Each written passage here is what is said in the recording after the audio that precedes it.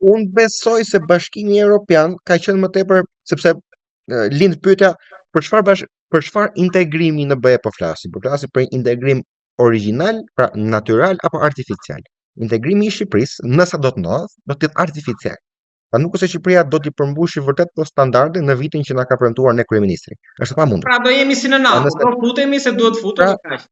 Do futur dhe ajo bëhet me anë të lobimeve të ndryshme. Sigurisht po futet artificialisht nëpërmjet këtyre lobimeve nga dera pasme, ka edhe ca pazare që ndodhin në fundit ose po ta bën dikush një nder do i bësh një nder pas. Kjo është parim pak por i sigurt. Dhe ky lobim artificial, për mendimin tim, nuk është çështje e përfshirjes së Shqipërisë në BE realisht. Është guri i fundit i qeverisë shqiptare për të shpërtuar reputacionin e saj dhe për të thënë një ditë të bukur. Pra është ai guri i fundit i shahut, ka mbetur vetëm me një gur. Nëse do të ndodhi, do të thoshte një ditë bukur, shiko, e futëm Shqipërinë në BE, hajde le të shohim përpara, le çfarë ka ndodhur. Duke fshirë krejt vjedhjet, abuzimet, apo çdo lloj gjëre, sepse në fund ditës ai justifikohet duke thënë, a doni të bëhen? Po ja, ju dhash bëhen. Por nuk është më tepër pozicionimi gjeopolitik i Shqipërisë BE-ja, sa është më tepër propaganda e brendshme që ushqehet. Geopolitikisht, besoj se kemi të pamundur qoftë ne qoftë Kosova për të dalë sadopak kundër amerikanëve, sepse loja që bëhet në Ballkan është lojë shumë e rrezikshme. Të kujtoj që ne nuk kemi ushtri sot, ushtria është shumë e vogël. Nëse plas një luftë, do pa kohë që trupat e NATO-s të vinë në Shqipëri. Praktikisht më shpejt do na pushtonte Serbia, nëse do vinë. Nëse do të niseshin, praktikisht më shpejt na pushton Serbia dhe kur vin NATO do ta gjejnë Serbinë që ka mbaruar punë. Po Serbia çfarë ju këtu.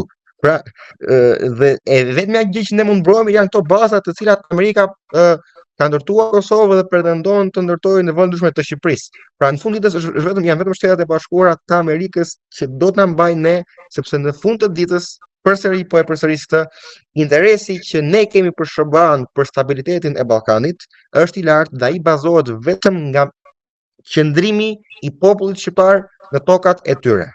Ne nuk duhet lejojmë, unë jam pak euroskeptik, po nuk e them unë si euroskeptik këtë të integrimit artificial. E thon shifrat.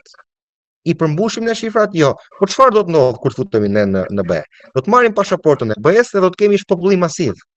Pra është kundër amerikane, prap, se këtu po e bëj lidhjen mes BE-s dhe Amerikës. Kur ne si shqiptar të vuajtur, të pyesësh rinin, unë kam jetuar në Shqipëri, po të pyesësh rinin, çfarë do të bësh? Në të ardhmen një pjesë e madhe thotë dua të largohem. Dhe kur ti të japësh këtyre të rinjve atë pasaportën e BE-s, do të kemi një shpopullim për disa muaj, do të boshatiset vendi, do të largohen shqiptarët masivisht. Pse? Se formula e BE-s është ndërtuar që ti të futesh me një farë standardi. Dhe këta njerëz të rinë atë dheun e tyre sepse do i vinë investime dhe do të zhvillohen. Por ne pa futemi pa standard, se po futemi artificialisht me lobime. Dhe këta njerëz nuk do të rinë atë dhe duke u larguar prish dhe punën e stabilitetit të Ballkanit për Amerikën, sepse siç tham, shpërngulet një popull pro-amerikan dhe vjen një popull neutral. Prandaj unë thash që ajo propaganda e BE-s është në përplasje me Amerikën, dhe unë si individ parashikoj që do të fitoj krau amerikan dhe nuk ndodhin këto lojrat, këto gurat e fundit të propagandës së qeverisë shqiptare për antarësimet artificiale në BE dhe prallat të cilat në fakt nuk është se i gjejmë për të parë, na janë premtuar shumë herë në të shkuarën, nuk është hera parë që ndodh kjo. Tedi, faleminderit shumë për bisedën, për dëshifrimin e këtij realiteti që në Shqipëri tashmë është vend kryesor. Po jetojmë në kohë të vështira, nuk di çfarë mund ta ndodh, ashtu sikur thatë dhe ju, nga dita në ditë. Të falenderoj shumë. Un kam për ta mbyllur, do të sugjeroja vetëm të thoya diçka shumë shkurtër për këtë punën e vizave. Sepse shoh një keq përdorim nga disa gazetarë edhe nga Amerika për këtë punën e vizave që thonë mirë na i bëjnë thonë sepse kemi abuzuar. Tani, më fal, ja bised bashk. Çfarë do të thotë 41%, 41 sa ishte plus minus? Çfarë do të thotë 41%? Llogaria bëhet me shifra. Pra, sa ti i ke dhënë Amerikës me taksa si komunitet dhe sa i ke marr. Dhe bëhet balanca. 41% nuk tregon asgjë. Unë konkretisht njoh një person këtu që ka një pasuri thuajse $100 milion, por në fillim fare kur ka ardhur ka marrë ndihmë nga shteti. Ai person futet aty. Ka kuptim kjo? Ai sot shteti t'i jep disa miliona dollar për shembull, por regjistrohet aty se ka marrë $1 para të takohesh. Ai 41% nuk tregon asgjë. Edhe 90% edhe 99% prap nuk tregon asgjë. Balanca në fund, pra shifrat që janë publikuar kanë qenë jo treguese, nuk është as sulm, nuk është për mendimin tim, edhe për që studiojnë në biznes ndërkombëtar, ajo nuk ka as metodikën, nuk tregon asgjë.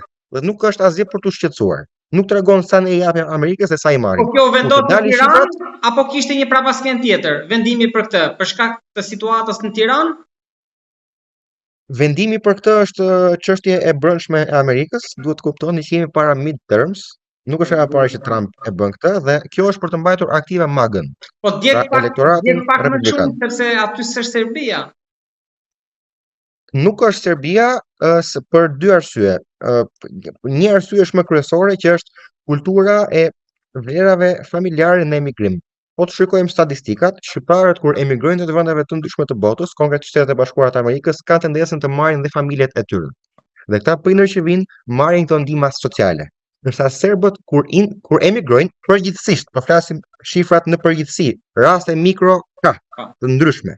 Nuk i marrin familjarët e tyre me vete, duke shkaktuar më pak ndihma sociale. Por ne në fund të ditës nuk e dim sa para i jep taksa ky shqiptari me punën që ka bërë dhe sa para i jep ky serbi. Ky shqiptari mbase ka marrë 300 nga një krak, ka dhënë 1000. Ky serbi mbase ka dhënë vetëm 200. Pra duhen parë shifrat funditës. Statistikat nuk duhet të na dhëmbin sepse nuk tregojnë asgjë. Dhe për ta mbyllur, mos harroni që të gjithë shtetet në atë listë ishin shtetet që kanë popullsinë më të madhe në New York, edhe disa në Kaliforni. Sepse janë dy shtete super socialiste, states, domethënë, një shtete, 9 shtete, mund ta themi shqip të Amerikës, që janë super socialiste. Dhe ne, si komunitet, kemi fatin e mirë apo të keq, nuk ka rëndësi, të kemi pjesën më të madhe në New York. New Yorku lejon politika të tilla. Nuk kemi vetëm ne, është New Yorku i tillë. Dhe kjo është fushat vetëm për të mbajtur MAGA-n e Trumpit aktive. Pra para zgjedhjeve ai nxjerr këto shifra jashtme me pretekstin që ja, un po i luftoi këta që na vinë këtu dhe që na marrin, se është ai koncepti me emigracionin, që republikanët nuk e duan, sepse është një rrymë më nacionaliste. Dhe nuk është hera e parë që Trumpi e bën këtë, e ka bërë dhe në mandatin e kaluar para midterms, posaçërisht gati në këto kohë. Pa nuk ka asgjë, është thjesht e brendshme, nuk ka lidhje më të ne mund bëjmë overthinking sa të duam, po shifrat janë të tilla, nuk tregojnë asgjë, janë vetëm përqindje dhe është çështje elektorale. Ne kemi një kandidat shqiptar që kandidon për Kongres Federal, për krahun republikan, pra për pushtetin, i cili ka bërë fundraising më shumë se sa gjithë demokratët që ka kundër bashk, po ecën shumë mirë dhe shpresojmë ta kemi fitues. Marrëdhëniet tona me pushtetin këtu janë shumë mirë, nga krahu tjetër dhe në Michigan, i cili është një vend demokrat, kemi kandidat shqiptar nga krahu i pushtetit, pra gjërat e komunitetit, punët e komunitetit janë shumë mirë. Statistikat janë fushat, politikanët janë në fushat nga mëngjesi deri në darkë fundit, sepse shumë bëhet pushteti. Nuk është asgjë për tu mbimenduar. Të falenderoj shumë edhe uroj që pas zgjedhjeve edhe pezullimi të hiqet. Pezullimi do hiqet sepse këtu gjërat funksionojnë në bazë të ligjit, ai është vetëm pezullim, nuk është çështje ligjore dhe pezullimet janë më tepër fushata se sa ligj. Amerika do të vazhdojë mbas ligjit, pezullimi jon do hiqet dhe komiteti do vazhdojë mbas edhe me kësaj herë dhe me kandidat krah për krah me pushtetet lokale dhe federale në Amerikë. Shpresojmë për atë. Nuk e dim. Tedi, faleminderit shumë. Gjithashtu.